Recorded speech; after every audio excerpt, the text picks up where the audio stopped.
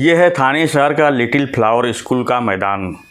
यह मैदान थाने महानगर पालिका की तरफ से प्लेग्राउंड के नाम से 1999 से ही रिजर्व रखा गया है। थाने शहर का पौज इलाका होने नाते इस पर बिल्डरों की नज़र पड़ी और इसे थाने मनपा के कुछ अधिकारियों से साठगांठ करके हीरानंदानी बिल्डर अपने नाम कर लिया। यह ज़मीन करीब 10 एकड़ में फैला है और थाने शहर के एक नामचीन school saint John Baptist trust के ताबे में है।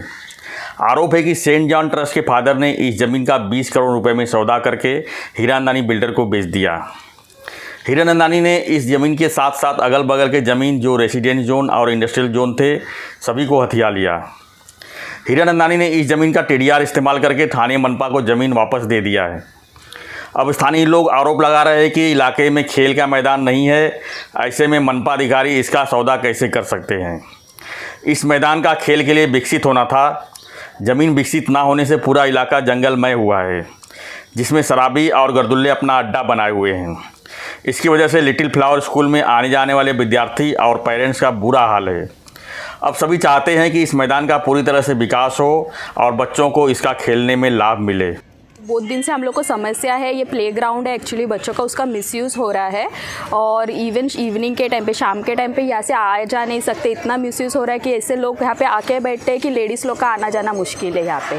तो हम चाहते हैं कि ये प्लेग्राउंड है तो ये प्रॉपरली प्लेग्राउंड ही बने और बच्चों को इसका यूज़ करने को, मतलब उसका प्रॉपर यूज़ हो बच्चे के साथ ही, किसी और कोई और आके यहाँ पे उसका मिसयूज़ ना करे। ये हमारे एरिया में ग्राउंड नहीं है, हमारे यहाँ जगह रहने के बाद भी ये जंगल की तरह है और यहाँ पे सब लोग दारू पीते हैं, नशा करते हैं, हम लोग को तकलीफ़ है और हमारे बच्चे लोग को लंबा जाना पड़ता है ग्राउंड के लिए। तो इसके लिए हम लोग महानगर पालिका को बोल रहे हैं कि हमारे बच्चे लोग को खेलने के लिए और स्कूल के लिए ग्राउंड होना चाहिए यहाँ पे। लेकिन जब ज़मीन का ताबे का पेपर ही बराबर ना हो तो इस ज़मीन को आखिर कैसे विकसित किया जाएगा। इलाके के एनजीओ थाने सिटीजन फाउंडेशन की तरफ से थाने नियोजन विभाग के पास मामला दाखिल किया गया है। इसके अलावा यह मामला नेशनल ह्यूमन राइट्स के पास भी भेज दिया गया है। नेशनल ह्यूमन राइट ने थाने कलेक्टर से 8 दिन में पूरा जवाब मांगा है। इसके बाद अब थाने कलेक्टर, मनपा कमिश्नर और थाने तहसीलदार इस मामले के पड़ताल में लग गई है। इस मामले में शिकायतकर्ता की तरफ से builder Hiranandani, saint John trust के फादर और थाने मनपा के अधिकारी जो 7/12 बदली करने में मदद किए थे उन्हें आरोपी बनाया है। अब सवाल यही उठता है कि ऐसे न जाने कितने ज़मीन जो रिजर्व प्लाट थे उन्हें मनपा अधिकारियों के साथ तालमेल कर बेच दिया गया है, जो पेपर पे तो दिख रहे हैं लेकिन वो किसी न किसी बिल्डर के ताबे में है। इसी विषय पर चर्चा करने के लिए आज हमारे साथ हैं थाने सिटीजन फाउंडेशन के पदाधिकारी कैस्पर आगस्टीन, जिनसे जानेंगे कि आखिर इस ज़मीन के पीछे क्या माजरा है और वह इसे किस तरह फाइट कर रहे हैं। नमस्कार, मैं हूँ श्यामगिरी, आप देख रहे हैं हमारा चैनल मुद्दा भारत का। मुद्दा भारत का यानी मुद्दा आपका। आज हम राजनीति से थोड़ा सा अलग कुछ दूसरे विषय पर बात करेंगे, चर्चा करेंगे। थाने शहर के अंदर पोखर नंबर 2 में एक बड़ी ज़मीन को जो है थाने महानगर पालिका ने बिल्डर को बेच दिया। जो प्लेग्राउंड था उसको जो है बिल्डर को बेच दिया है। इसका जो है मुद्दा काफ़ी बड़ा हो गया है। लोगों का विरोध है, लोगों का कहना है कि यहाँ प्लेग्राउंड नहीं है और बिल्डर को ज़मीन बेची जा रही है। उन्होंने ऑब्जेक्शन भी लिया है, कोर्ट में भी गए हैं और ये मामला काफ़ी गंभीर होता जा रहा है। इसी विषय पर चर्चा करने के लिए हमारे मित्र हैं और जो वहाँ के संस्था है उसके थ्रू थाने सिटीजन फोरम के जो मेंबर हैं वो हमारे साथ में हैं और उनसे हम चर्चा करेंगे कि आखिर में प्लेग्राउंड का क्यों बेचा गया है और इसके पीछे किसका हाथ है। आगस्टीन जी, सबसे पहले आपका हमारे मुद्दा भारत में स्वागत है। बताइए कि जो ज़मीन का मामला है, जो प्लेग्राउंड होना चाहिए था, आज उसको बिल्डर को बेच दिया गया, वो भी हीरानंदानी से बिल्डर को बेचा गया है, तो इसके पीछे क्या राज है?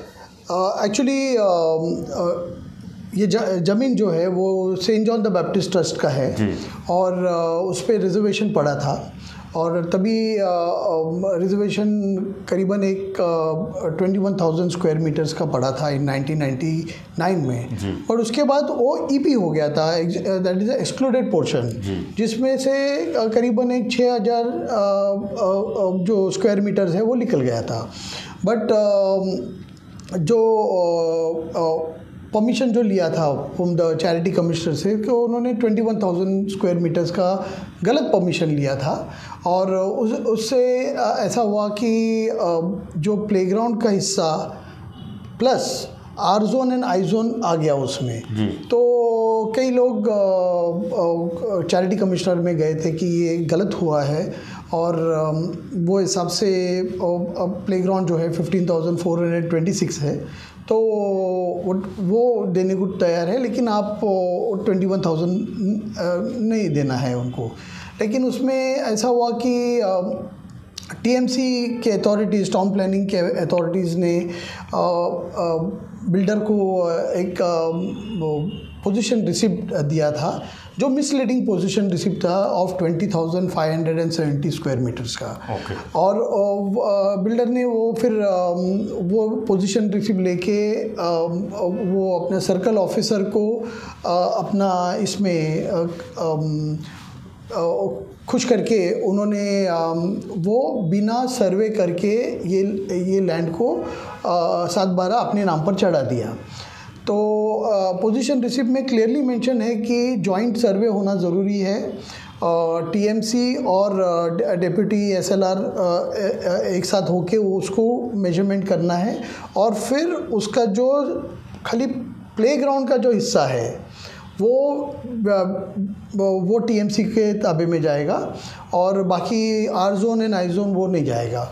तो दूसरी बात ऐसा हुआ कि इस इशू के वास्ते हमारे जो थाने कर्ज है, जो वर्तक नगर है, पोखरण रोड के लोग हैं, जो आबादी बहुत है वो एरिया का, वो लोग सब डिप्राइव हो गया इससे कि जगह नहीं है। आज बिल्डिंग बनते जा रहा है लेकिन प्लेग्राउंड ही नहीं है। और प्लेग्राउंड ऐसा है कि वो ग्राउंड टीएमसी ने ऐसा भी ये किया कि उन्होंने कोशिश नहीं किया कि उसको मेजरमेंट करने का बराबर, उसके ऊपर बाउंड्री वॉल लगाने का। तो बाउंड्री वॉल नहीं लगने से वहाँ के लोग जो स्लम के लोग हैं वो लोग वहाँ पे टॉयलेट करते हैं, वहाँ पे अपने गार्बेज फेंकते हैं। बिल्डर्स लोग का आके या कोई अपने घर के जो डेब्रीज होते हैं वो आके वहाँ पर फेंकते हैं, और वहाँ पे नशाबंदी होता है। जो बच्चे लोग हैं, लेडीज़ लोग हैं, गर्ल्स लोग हैं, उनके लिए बहुत धोखादायक जगह हो गया है। एंड उससे क्या हो गया कि दहशत बढ़ गया है। और वही ग्राउंड को अटैच होके जानका देवी मंदिर है, our lady of mercy church है, वहाँ पर स्कूल है, लिटिल फ्लावर हाई स्कूल, जहाँ पे हज़ारों बच्चे पढ़ते हैं। तो उनको एक दिक्कत हो गया है कि वो प्लेग्राउंड इतना ख़राब है, पत्थर है उसमें, बच्चे गिरते हैं उसमें, लेकिन टीएमसी ने उसके ऊपर कोई कार्रवाई नहीं किया है। टीएमसी को जो है इसको प्लेग्राउंड बना के पब्लिक के हवाले करना चाहिए, ना कि बिल्डर को देना चाहिए। ये टीएमसी एक्चुअली बिल्डर से लिया है, बिल्डर ने उनको हैंडओवर किया है, बट वो इलीगली हैंडओवर किया गया है। वो एक्चुअली जब हैंडओवर करना था तो वो डीआरसी रूल्स के हिसाब से किया ही नहीं है, क्योंकि वो सर्वे नहीं किया है। वो जो सर्वे नहीं करने से ये दिक्कत, ये प्रॉब्लम ये हो गया, जिससे स्कूल को भी तकलीफ़ हुआ है। अभी स्कूल के जो कंस्ट्रक्शन भी रुक गया है, और वो स्कूल 50 ईयर्स पुराना स्कूल है, लिटिल फ्लावर हाई स्कूल। तो वहाँ के पेरेंट्स भी खौफ में है कि ये स्कूल तो थोड़ा सा उसको करना ज़रूरी है। सभी परमिशन सीसी मिल गया है, लेकिन टीएमसी ने एक ऐसा क्लॉज डाला है कि जब आपका बिल्डिंग कंस्ट्रक्शन होके प्लिंथ तक आ जाएगा तब आपको वो बाउंड्री वॉल करना है। अभी बाउंड्री वॉल का मुद्दा ये है कि वो बाउंड्री वॉल टीएमसी को करना है, और टीएमसी उसको डिमार्क, वो लैंड को डिमार्क करके हमें देगा, अपना जो ट्रस्ट को देगा, saint John the Baptist trust, little flower high school के ट्रस्टीज़ जो है। एंड फिर उसके बाद जब वो स्कूल का कंस्ट्रक्शन होके फिर वो बाउंड्री वॉल गिरेगा। तो टीएमसी ने बिल्डर को सपोर्ट करने के लिए स्कूल को तकलीफ़ में डाला है, जिसका हम उसको, हमारा प्रोटेस्ट है इसके ऊपर।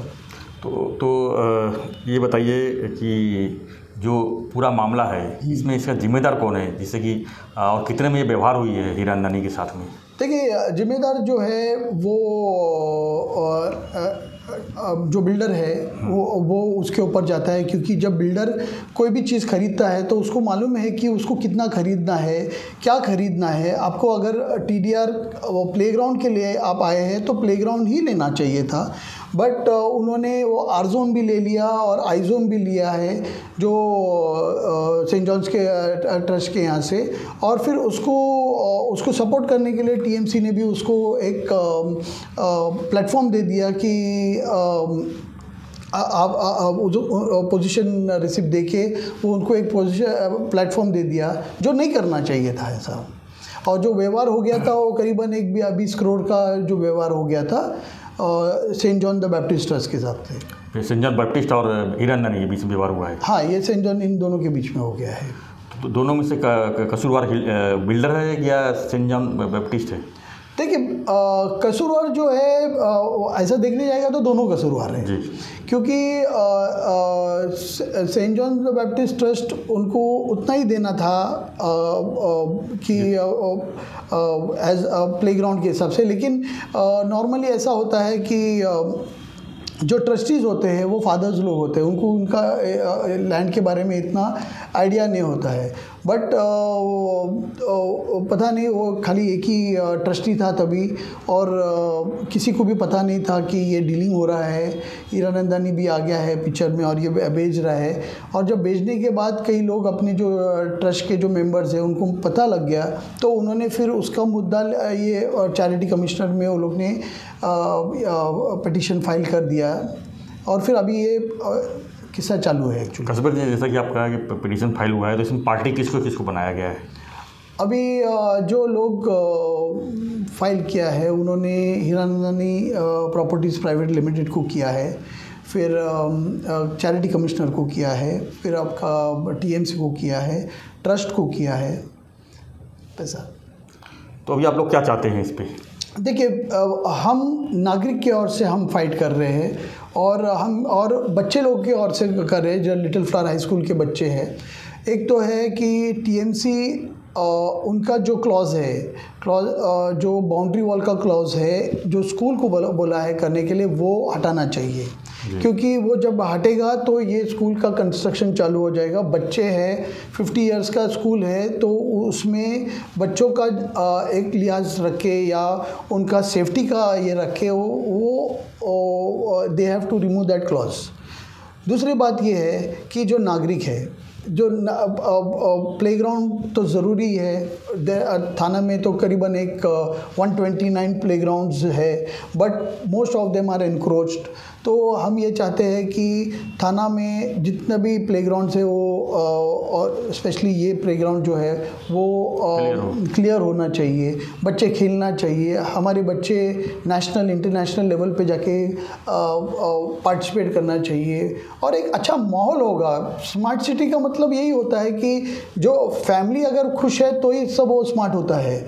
बट अगर यहाँ पे कि टीएमसी खुद एक गवर्निंग बॉडी होके वो नागरिक के और ये देखता नहीं है, उनका सुविधा देता नहीं है, वो बिल्डर लोग को हेल्प करता है, तो वो हमारा प्रोटेस्ट है उसके ऊपर।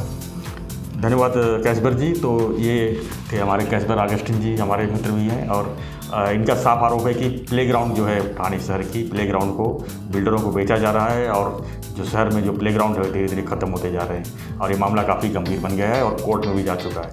तो आपको हमारा वीडियो कैसा लगा हमें जरूर सब्सक्राइब करें। वीडियो पसंद आए लाइक शेयर सब्सक्राइब करना ना भूलें।